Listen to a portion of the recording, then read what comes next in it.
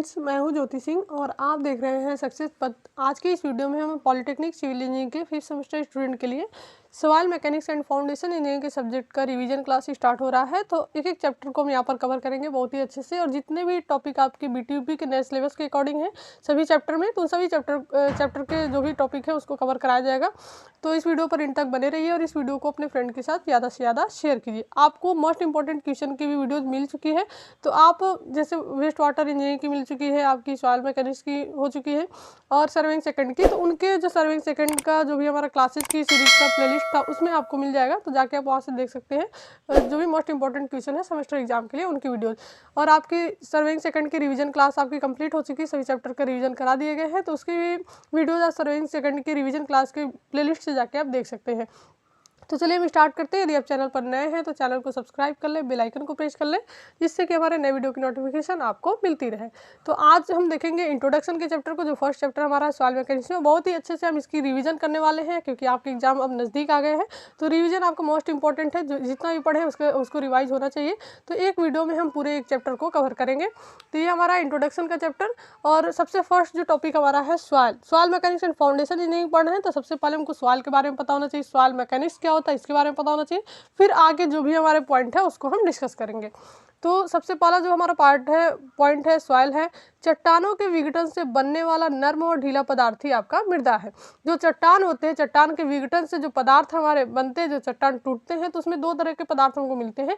एक तो मुलायम पदार्थ और एक हमको कठोर पदार्थ। जो मुलायम पदार्थ होते हैं वही हमारे सॉइल कहलाते हैं, मृदा कहलाते हैं, और जो कठोर पदार्थ होते हैं उसी को हम चट्टान बोलते हैं।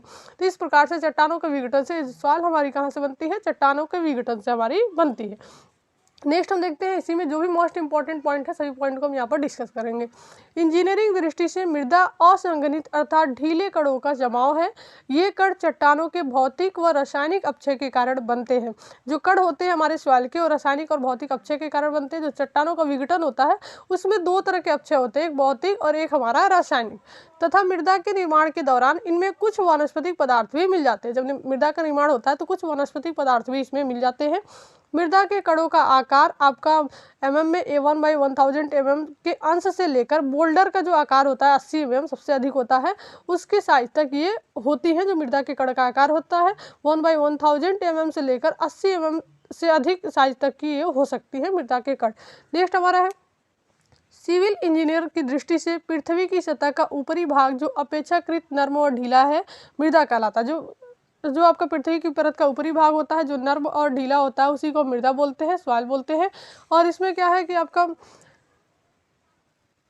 तथा निचला जो कठोर भाग होता है उसको हम चट्टान बोलते हैं। तो जो भी आपके विघटन होता है चट्टानों का, उसमें जो नर्म पदार्थ होते हैं उसको सॉइल और कठोर पदार्थ को हम चट्टान बोलते हैं, पहले भी आपको बताया गया।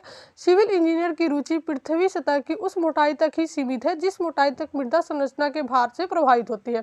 जिस मोटाई तक आपका क्या होता है, मृदा संरचना के भार से प्रभावित होती है। इसका मतलब क्या है कि जहाँ तक आपकी फाउंडेशन जाती है और फाउंडेशन के नीचे की जो सब सॉइल होती है वहाँ तक की मृदा का अध्ययन सिविल इंजीनियर करते हैं। सिविल इंजीनियरिंग में हम वहाँ तक का अध्ययन करते हैं, उस वहाँ तक की मृदा का अध्ययन करते हैं, उस गहराई तक। कहाँ तक हम करेंगे कि जो आपका फाउंडेशन है, फाउंडेशन जितनी गहराई में बनाते हैं वो तो हम अध्ययन करेंगे उतनी गहराई तक। फिर फाउंडेशन के नीचे जो सब सॉइल होती है, फाउंडेशन का जो हमारा सारा लोड किस पे ट्रांसफर करता है, सब सॉइल पर। तो सब सॉइल तक की मृदा जो होती है उतनी गहराई तक की मृदा का सिविल इंजीनियर अध्ययन करते हैं। सिविल इंजीनियरिंग में उतनी गहराई तक की मृदा का अध्ययन किया जाता है। तो वहीं तक हमको वहाँ से मतलब है। बाकी अलग अलग फील्ड में अलग अलग उनका अध्ययन किया था सॉइल का कितनी गहराई तक अध्ययन करना है। जैसे मान लीजिए कृषि इंजीनियर हो गए, भूवैज्ञानिक हो गए, तो इस प्रकार से उनके अलग अलग फील्ड में अलग अलग उनका डिफिनीशन है। तो सिविल इंजीनियर में क्या होगा कि जहाँ तक हम फाउंडेशन बनाते हैं जितनी गहराई तक, और उसके नीचे का जो सब सॉइल होता है वहाँ तक का अध्ययन हमको करना है सॉइल का।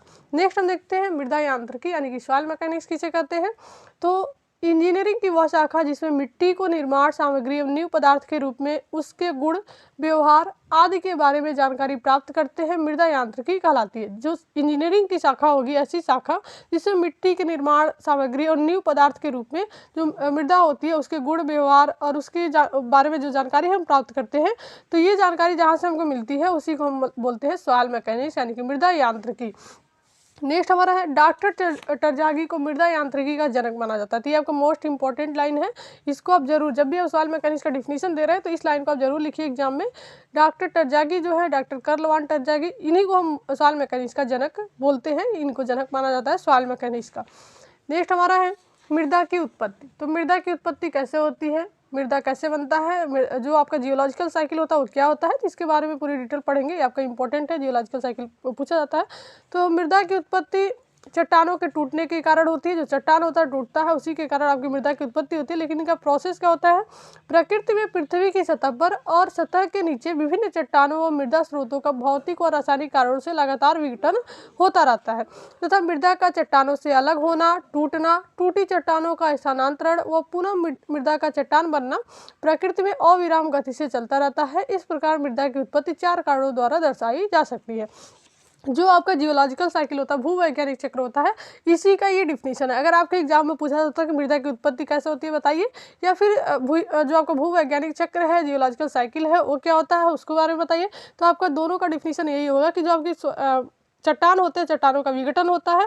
आपका विघटन के बाद क्या होते हैं, उनके कण छोटे छोटे कण में टूट जाते हैं और इसके बाद इनका स्थानांतरण होता है। पुनः आपका क्या होता है, मृदा का निर्माण होता है। मृदा से फिर आपका क्या होता है, चट्टान का निर्माण होता है। तो इस प्रकार से ये जो साइकिल चलती रहती है उसी को हम बोलते हैं मृदा की उत्पत्ति भी बोल सकते हैं, किस प्रकार से मृदा की उत्पत्ति होती है, या फिर ये आपका जियोलॉजिकल साइकिल भी हम इसको बोल सकते हैं। और इनकी जो उत्पत्ति है 4 कारणों पर दर्शाई जाती है। आप देख सकते हैं, अपक्षय, परिवहन, अभ्युत्थान और निक्षेपण, 4 कारण है। इसके बारे में भी आगे डिटेल हम पढ़ेंगे ये क्या होते हैं। तो ये आपका हो गया मृदा की उत्पत्ति। नेक्स्ट हम देखते हैं भूवैज्ञानिक चक्र। तो डिफिनीशन आपका वही रहेगा, जियोलॉजिकल साइकिल के बारे में अगर डिफिनीशन पूछा जा रहा है तो भी आपको वही रहेगा। तो कुछ चीज़ें हम यहाँ पर देख लेते हैं। भूवैज्ञानिक चक्र में, जियोलॉजिकल साइकिल में, चट्टानों से मृदा व मृदा से पुनः चट्टान का बनना, यही हमारा भूवैज्ञानिक चक्र कहलाता है। प्रोसेस आपका वही है। तो चट्टानों से जब मृदा बनती है, मृदा से पुनः चट्टान बनती है, तो ये साइकिल आपका क्या होता है, चलता रहता है। तो इसी साइकिल को हम बोलते हैं जियोलॉजिकल साइकिल, भूवैज्ञानिक चक्र। और इसकी निम्न 3 क्रियाएं होती हैं। एक तो आपका होता है विघटन, सबसे पहले चट्टान विघटित होता है, फिर विघटित कणों का क्या होता है, परिवहन होता है, निक्षेपण होता है, और फिर अभ्युत्थान होता है, यानी कि उथल पुथल होता है। तो इस प्रकार से ये जो साइकिल है यही हमारी जियोलॉजिकल साइकिल कहलाती है। तो एक हम डायग्राम की मदद से दिखा सकते हैं, चट्टान है, चट्टान का विघटन हो रहा है, विघटन के बाद इसका परिवहन और निक्षेपण होता है, जिसके द्वारा आपकी सॉइल का निर्माण होता है, और फिर सॉइल से हमारी इनका अभ्युत्थान होता है, फिर हमारा चट्टान बनता है, चट्टान से फिर इनका विघटन होगा, फिर मृदा बनेगी, फिर चट्टान बनेगा। तो ये आपकी जो साइकिल होगी वो चलती रहेगी। इसी साइकिल को हम बोलते हैं जियोलॉजिकल साइकिल। नेक्स्ट हमारा है चट्टानों का विघटन। अब हम एक एक टर्म को देखेंगे क्योंकि आपके इंपॉर्टेंट टॉपिक है, आपके एग्जाम में पूछे जाएंगे, आपके सिलेबस में भी है ये टॉपिक। विघटन कैसे होता है, निक्षेपण कैसे होगा, परिवहन कैसे होगा, उससे कौन सी सॉइल का निर्माण होगा, फिर हमारा अभ्युत्थान क्या होता है, उथल पुथल क्या होता है। तो पूरी डिटेल हम इसके बारे में देखेंगे इस चैप्टर के अंदर। तो देखिए, चट्टानों का विघटन, सबसे पहला हमारा जो टॉपिक है चट्टानों का विघटन है। तो ये विघटन कैसे होता है, चट्टानों का विघटन या अपक्षय वायुमंडलीय प्रभाव से, जैसे आपका मौसम, हवा, पानी, पेड़ पौधों का चट्टान पर उगना एवं भौतिक और रासायनिक क्रियाओं द्वारा होता है, जिसके कारण चट्टानों का धीरे धीरे अपक्षय होने लगता है। तो इसको आप समझ रहे होंगे बहुत अच्छी तरीके से। जैसे मान लीजिए आपका चट्टान है और चट्टान में कहीं पर भी दरारें पड़ी हुई है, अगर बारिश हो रहा है तो बारिश का पानी उस दरारों से अंदर जाएगा और उससे क्या होगी, चट्टान का आपका विघटन हो जाएगा, चट्टान आपका विघटित हो जाएगा। आपका पेड़ पौधे हैं, अगर चट्टानों के ऊपर पेड़ पौधे उग गए हैं तो पेड़ पौधों की जड़ें क्या होती है, चट्टानों के अंदर जाती है, जिससे आपका क्या होगा, चट्टान आपके धीरे धीरे टूटने लगेंगे, विघटित हो जाएंगे। तो इस प्रकार से और भौतिक और रासायनिक प्रक्रियाओं द्वारा भी इनका विघटन होता रहता है, अपक्षय होता रहता है। तो इसी को हम बोलते हैं चट्टानों का विघटन। नेक्स्ट हमारा है परिवहन तथा निक्षेपण। तो परिवहन और निक्षेपण यानी कि ट्रांसपोर्टेशन और डिपोजिशन आपका क्या होता है, तो चट्टान जब विघटित हो जाते हैं तो उनके कण क्या होते हैं, मृदा के कण परिवहन द्वारा अन्य स्थान पर पहुंच जाते हैं। इनके जो परिवहन का माध्यम है, जो आपका ट्रांसपोर्टेशन का माध्यम है, जिसको हम एजेंट बोलते हैं, जैसे हवा हो सकता है, पानी हो सकता है, ग्लेशियर हो सकता है, गुरुत्व बल हो सकता है। तो इसके बारे में भी आगे हम डिटेल पढ़ेंगे कि ये जो परिवहन होते हैं, परिवहित होते हैं जो आपके चट्टान के कण, तो आपके किसके द्वारा होते हैं, परिवहन के माध्यम कौन कौन से, किस प्रकार से इनका ट्रांसपोर्टेशन होता है। तो आपका इंपॉर्टेंट है एजेंट कौन कौन से इसमें होते हैं, जिसके द्वारा ये एक स्थान से दूसरे स्थान पर पहुंचते हैं। तो चट्टानों के विघटित मृदा कण परिवहन द्वारा अन्य स्थान पर पहुंच जाते हैं। जब ये एक स्थान से दूसरे स्थान पर पहुंच जाएंगे तो इस प्रकार से वहां जाकर मृदा का निर्माण करते हैं, और उसी के आधार पर मृदा का वर्गीकरण किया गया है अलग अलग टाइप से। तो यह परिवहन प्राकृतिक कारकों द्वारा होता है। अन्य स्थान पर पहुंचने के बाद ये कण जमकर मृदा का निर्माण करते हैं। परिवहन के प्रमुख प्राकृतिक साधन निम्न है। प्राकृतिक कारणों के द्वारा होता है, ऐसा नहीं कि कृत्रिम कारक है उसके द्वारा हम परिवहन इनका कराते हैं। जैसे मान लीजिए जल है, जल के कारण इनका परिवहन हो जाता है, गुरुत्व बल के कारण परिवहन होता है, वायु के कारण होता है और ग्लेशियर। यही जो आपके 4 प्राकृतिक कारक है, प्राकृतिक साधन है, जिसके द्वारा आपके चट्टानों के कणों का, जो विघटित चट्टान के कण होते हैं, उनका ये परिवहन होता है। ये माध्यम है परिवहन के, इन्हीं को हम एजेंट बोल सकते हैं कि इनके द्वारा आपका चट्टान एक जगह से दूसरी जगह पहुंचता है। तो हम देखेंगे एक एक करके ये जो परिवहन के माध्यम है। पहला हमारा जल है। विघटित मृदा कणों को पानी अपनी शक्ति से एक स्थान से दूसरे स्थान तक बहा कर ले जाता है।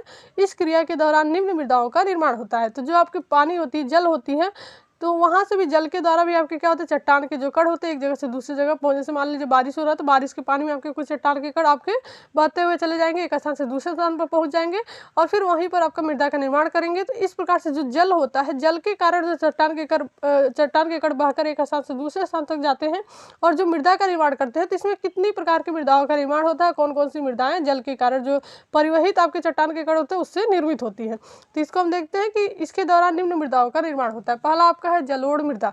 तो जलोढ़ मृदा क्या होती है, पानी द्वारा जो मृदा प्रवाहित होती है वह अपने परिवहन के समय जमना शुरू हो जाती है, इसे ही हम जलोढ़ मृदा कहते हैं। और जलोढ़ मृदा आपकी बहुत उपजाऊ होती है। तो यानी कि पानी के द्वारा जो प्रवाहित होती है मृदा और उसके बाद जो सॉइल का निर्माण होता है, ये परिवहन के समय ही जमना शुरू हो जाती है और इसे ही हम जलोढ़ मृदा कहते हैं। तो ये आपका जलोढ़ मृदा हो गया। नेक्स्ट हम देखते हैं, नेक्स्ट हमारा है सरोवरीय मृदा।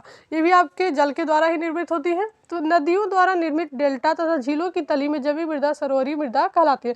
नदियों में भी आपका पानी होता है, उसके द्वारा जो आपके चट्टानों के कण परिवहित होते हैं, सॉइल का निर्माण करते हैं, तो उसको सरोवरीय मृदा बोलते हैं। नेक्स्ट हमारा है समुद्री मृदा। ये भी आपका जल के द्वारा ही निर्माण होता है इनका। तो पानी के परिवहन द्वारा विघटित मृदा कण जो बहुत महीन होते हैं और ये कण समुद्र की तली में धीरे धीरे जम जाते हैं और मृदा का निर्माण करते हैं समुद्र की तली में, तो वही हमारे समुद्री मृदा कहलाते हैं। तो ये आपके हो गए 3 तरह के मृदा जल के द्वारा जो निर्मित होते हैं, जलोढ़ मृदा, सरोवरीय मृदा और समुद्री मृदा। नेक्स्ट जो दूसरा हमारा एजेंट है गुरुत्व बल। गुरुत्व बल के कारण भी चट्टान के कण आपके एक जगह से दूसरी जगह पहुंच जाते हैं और सॉइल का निर्माण करते हैं। तो ये आपका क्या होता है, चट्टानों से विघटित मृदा कण अपने गुरुत्व बल के कारण नीचे की ओर लुढ़कते हुए गुरुत्व बल का ग्रेविटी का मतलब क्या होता है, ये बल आपके जो भी कण होंगे वो लुढ़कते हुए नीचे की तरफ आ जाएंगे गुरुत्व बल के कारण और एक स्थान से दूसरे स्थान तक ये पहुंच जाते हैं इसके कारण भी। और ये निर्मित मृदा आपकी मिश्रोड़ मृदा, जिसको हम कोलिवियल सॉइल बोलते हैं, ये कहलाती है, जो गुरुत्व बल के द्वारा आपकी निर्मित होती है, वही मृदा ये होती है। नेक्स्ट हमारा है वायु। तीसरा जो एजेंट है हमारा वायु है। तो वायु के द्वारा किस प्रकार से चट्टानों का परिवहन होता है और उससे कौन कौन से मृदा का निर्माण होता है, ये हम देखते हैं। तो वायु के कारण कैसे इनका परिवहन होता है, तो विघटन के पश्चात मृदा कणों को एक स्थान से दूसरे स्थान तक ले जाने का वायु या आंधी अति शक्तिशाली परिवहन माध्यम है। वायु द्वारा स्थानांतरित एवं निक्षेपित मृदाएं मुख्यतः 2 प्रकार की होती है। जब आपका आंधी आता है उसके कारण या हवा के द्वारा आपका ये आपका बहुत शक्तिशाली आपका माध्यम होता है परिवहन का। इसके द्वारा क्या होता है, मृदा के कण एक जगह से दूसरे जगह पहुंच जाते हैं, परिवहित होकर इनका परिवहन हो जाता है वायु के माध्यम से। और इस प्रकार से आपकी 2 तरह की मृदाएं हमको प्राप्त होती है, 2 तरह की मृदाएं बनती है वायु के द्वारा जो इनका परिवहन होता है जब कणों का, तो उसके द्वारा हमारी 2 तरह की मृदाएं मिलती हैं। एक आपका है टिब्बा या रेत, जिसको हम आपका रेत का टीला बोलते हैं या फिर टिब्बा बोलते हैं, ये आपके राजस्थान में मिलते हैं। मृदा या बालू के बड़े बड़े कण स्थानांतरित होकर जब किसी दूसरे स्थान पर जम जाते हैं तो उन्हें टिब्बा कहते हैं। ये क्या होता है कि जैसे वाली आंधी चल रही है आपकी, तो एक जगह कण है, वहाँ से आपके हवा के माध्यम से जब आपका हवा का वेग जैसे जैसे कम होता है तो किसी न किसी स्थान पर आपके जाके रुक जाते हैं और वहीं पर सॉइल का निर्माण कर लेते हैं, तो उसी को हम बोलते हैं टिब्बा। और ये आपका होता है राजस्थान में, उन्हें टिब्बा कहते हैं, सैंड ड्यून्स भी बोलते हैं, रेत टिब्बा भी बोलते हैं। राजस्थान में टीले इसी तरह निर्मित होते हैं, ऐसी मृदा आपकी ससंजनहीन होती है। तो टिब्बा या रेत है, आपकी मृदा ससंजनहीन होती है, जो आपके इस प्रकार से बनती है। तो जो मृदा जब भी आपका हवा के द्वारा परिवहित होते हैं तो इसमें जो बड़े बड़े कण होते हैं उनके द्वारा जो सॉइल का निर्माण होता है उसी को हम टिब्बा या रेत बोलते हैं। रेत का टिब्बा भी बोल सकते हैं। और दूसरा जो हमारा जो उसके छोटे छोटे कण होते हैं, महीन कण होते हैं, उनसे जो मृदा बनती है उसी को हम बोलते हैं पौनोड मृत्तिका, लोएस्ट सॉइल। तो ये हमारी देखिए दूसरा है पौनोड मृत्तिका, जो हमारे वायु के परिवहन के द्वारा ये निर्मित होती है। तो ये हम जरूर याद रखेंगे कि वायु के परिवहन के द्वारा कौन सी मृदा निर्मित हो रही है, जल के परिवहन के द्वारा कौन सी मृदा निर्मित हो रही है, फिर गुरुत्व बल के कारण कौन सी मृदा निर्मित हो रही है, या फिर ग्लेशियर के कारण कौन सी। तो इनका अलग अलग नाम हमको क्लियर होना चाहिए, कोई कंफ्यूजन यहाँ पर नहीं होना चाहिए। पौनोड मृत्तिका क्या है, महीन कण वायु के साथ पेड़ पौधों वाले क्षेत्रों में रुक जाते हैं और मृदा का निर्माण, जो मोटे कण होते हैं जो अभी हम टिब्बा या रेत में देखे, वो टिब्बा आपका वहाँ पर टीला बन जाता है, उसी को हम टिब्बा या रेत बोलते हैं। और उसी में से जो महीन कण होते हैं वो क्या होते हैं कि पेड़ पौधों वाले क्षेत्र में ये रुक जाते हैं वायु के साथ और मृदा का निर्माण करते हैं। हैं। तो ऐसी जो मृदा होगी वही हमारी ससंजक मृदा कहलाती है। उसी को हम पौनोड मृतिका बोलते हैं, जो महीन कण होते हैं, हवा के द्वारा परिवहित होने वाले कण। नेक्स्ट हमारा है ग्लेशियर। तो ग्लेशियर क्या होता है, जो चौथा हमारा एजेंट है। ग्लेशियर के कारण भी आपके सॉइल के कण, जो आपके चट्टान के विघटित जो कण होते हैं, परिवहित होते हैं और सॉइल का निर्माण करते हैं। तो ग्लेशियर के बड़े बड़े हिमखंड पिघलने पर अपने साथ मृदा कणों को बहा ले जाते हैं। यह हिमखंड पानी के साथ बहते हुए काफ़ी दूरी तय करते हैं और किसी उचित जगह जमकर मृदा कणों का निर्माण करते हैं। इस प्रकार निर्मित मृदा हमारी हिमानी टील यानी कि ग्लेशियल टील हमारी कहलाती है। ये हमारा ग्लेशियर जो एजेंट है, इसके कारण ये मृदा का निर्माण होता है। तो इस प्रकार से जो भी मृदा के आपके निर्माण के जो भी एजेंट थे, उसके द्वारा कौन कौन सी मृदाएं बनती है, तो सभी हम देख लिए। नेक्स्ट हमारा पॉइंट है अभ्युत्थान यानी कि अपहेवल। जियोलॉजिकल की साइकिल हम देख रहे हैं, तो इसमें आपके 3 तरह के जो आपकी क्रियाएं होती है, विघटन होता है, परिवहन होता है और अभ्युत्थान होता है। तो विघटन और परिवहन को हम देख लिया, अभी अभ्युत्थान को हम देख रहे हैं क्या होता है। भूगर्भीय परिवर्तन के कारण चट्टानों से मृदा व मृदा से चट्टानों का पुनः निर्मित होना, यह क्रम निरंतर चलता रहता है और इन परिवर्तनों के कारण महासागरों के स्थान पर पर्वत एवं पर्वतों के स्थान पर महासागरों का निर्माण होता रहता है। तो ये जो अभ्युत्थान होता है, भूगर्भीय उथल पुथल होता है, जो उसी के कारण क्या होता है, चट्टान से मृदा, मृदा से चट्टान, ये क्रम आपका चलता रहता है। तो वो जो उथल पुथल होता है उसी को अभ्युत्थान यानी कि अपहेवल हम बोलते हैं। तो ये हो गया हम हमारे तीनों टर्म जियोलॉजिकल साइकिल के। तो अभी हम नेक्स्ट टॉपिक देखते हैं। नेक्स्ट जो टॉपिक हमारा है सॉइल का, मृदा का भूगर्भीय वर्गीकरण। तो जो आपका प्रोसेस था, चट्टानों का जो विघटन हो रहा था जो भूवैज्ञानिक चक्र में, तो जो भी प्रोसेस थे उसको हम देख लिए, जियोलॉजिकल साइकिल की कौन कौन सी क्रियाएं होती हैं। अब हम देख रहे हैं कि मृदा का भूगर्भीय वर्गीकरण क्या है। जो जियोलॉजिकल क्लासिफिकेशन होता है सवाल का, वो क्या होता है, ये भी मोस्ट इंपॉर्टेंट है और एग्जाम में पूछा जाता है। तो भूगर्भीय वर्गीकरण के बारे में अगर पूछा जाए तो ये 2 आधार हैं, उनके 2 प्रकार से वर्गीकृत किया जाता है और इनको हम वहाँ पर लिखेंगे। तो भूगर्भीय आधार से मृदाओं को 2 समूहों में हम वर्गीकृत कर सकते हैं।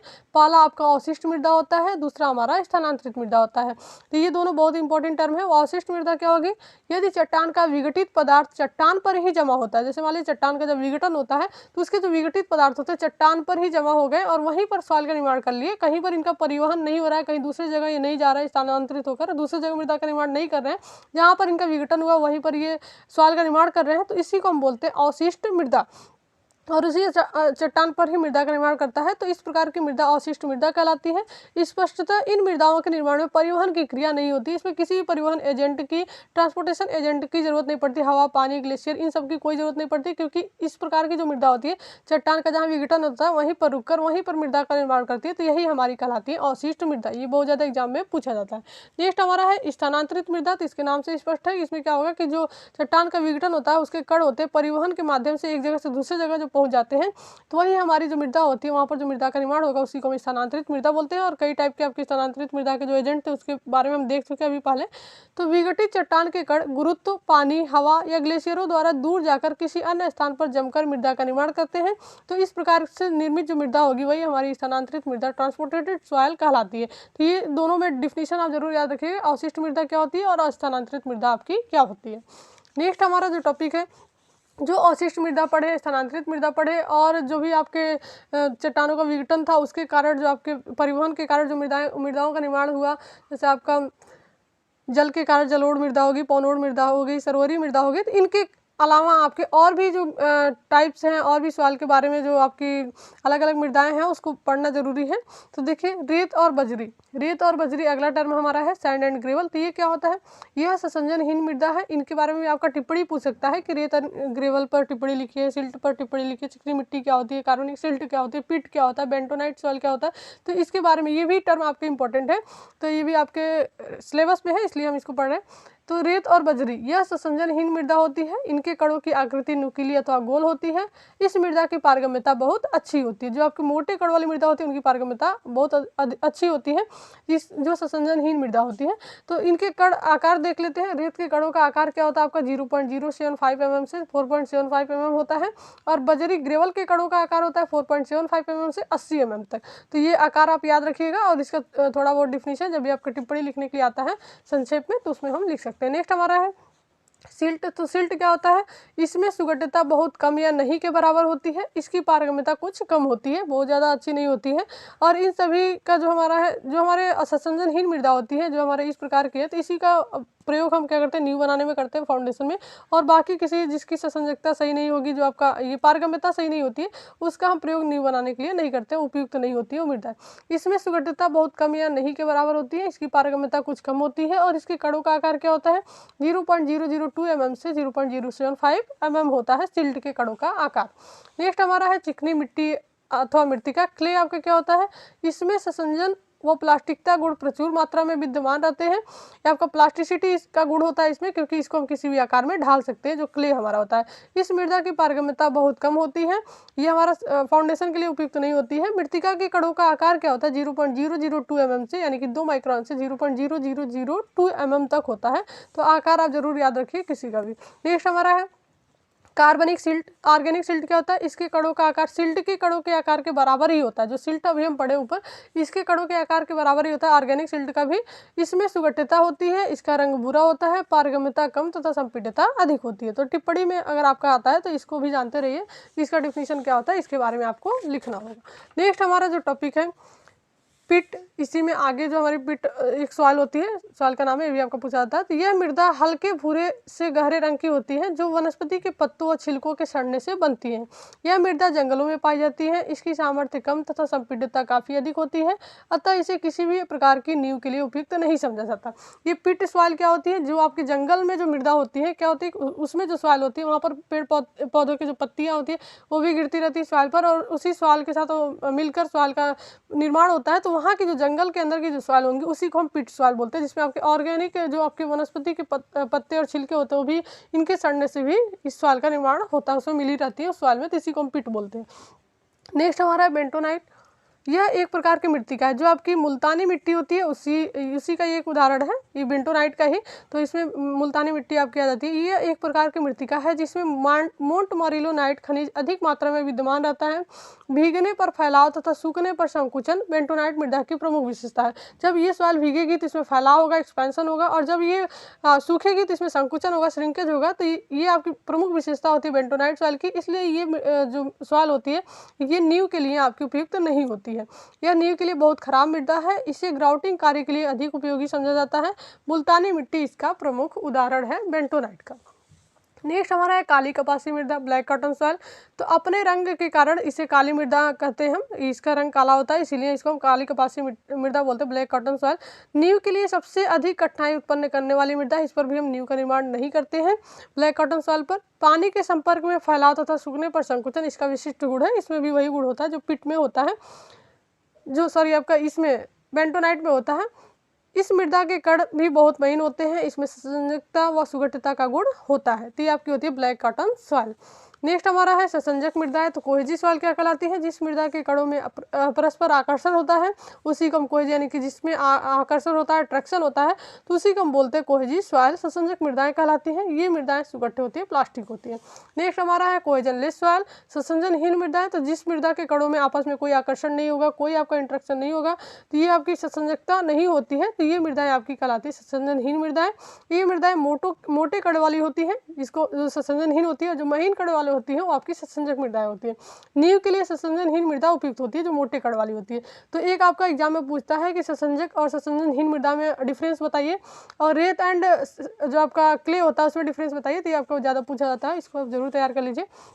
नेक्स्ट जो लास्ट टॉपिक है हमारा, भारत में मृदा अभियांत्रिकी के विकास से जुड़े संस्थानों के नाम। तो कुछ आपके ये टॉपिक आपके सिलेबस में दिया गया है कि जो संस्थान के नाम है उसके बारे में भी आप बताइए कि कौन कौन से संस्थान हैं जिसमें भारत में मृदा अभियांत्रिकी के विकास से जुड़े हुए हैं। तो पहला आपका है central soil research institute Delhi, दूसरा हमारा bureau of Indian standard Delhi, फिर हमारा तीसरा है माइनिंग डिपार्टमेंट ऑफ इंडिया, चौथा हमारा है बॉर्डर रोड लेबोरेटरी, और फिर हमारा है central road research institute Delhi, जो आपका CRRI के नाम से जाना जाता है। तो ये आपके हो गए मोस्ट इंपॉर्टेंट पॉइंट जो आपके फर्स्ट चैप्टर से थे। तो ऐसी वीडियो के लिए आप चैनल पर बने रहिए और इस वीडियो को अपने फ्रेंड के साथ ज़्यादा से ज़्यादा शेयर कीजिए। यदि आप चैनल पर नए हैं तो चैनल को सब्सक्राइब कर लें, बेल आइकन को प्रेस कर लें, जिससे कि हमारे नए वीडियो की नोटिफिकेशन आपको मिलती रहे।